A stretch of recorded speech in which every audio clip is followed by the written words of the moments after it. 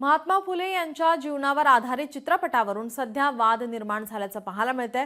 छावा चित्रपटानंतर कोरटकर, सोलापूरकर यांनी जे विधान केले ते महाराष्ट्राला धक्का बसणार आहेत। आता महात्मा फुले यांच्या चित्रपटावर काही समाजाने आक्षेप घेतले आहेत। यावर आता शशिकांत शिंदे यांनी प्रतिक्रिया दिली आहे। सत्य घटना आणि इतिहास जर कोणी मांडत असेल तर लोकशाहीत प्रत्येकाला त्याचा अधिकार आहे। सेन्सॉर बोर्डाने काही निर्णय घेतले असतील तर त्याची सत्यता आणि पडताळणी करून त्याबाबत निर्णय घेतला पाहिजे असंही त्यांनी यावेळी म्हटलं आहे। आता महात्मा ज्योतिबा फुलेंचं या ठिकाणी आता चित्रपट येतोय, त्यावर काही समाजाने आक्षेप घेतलेला आहे। सत्य घटना किंवा सत्य परिस्थिती कोणी दाखवत असेल, लोकशाहीमध्ये प्रत्येकाला मांडण्याचा अधिकार आहे।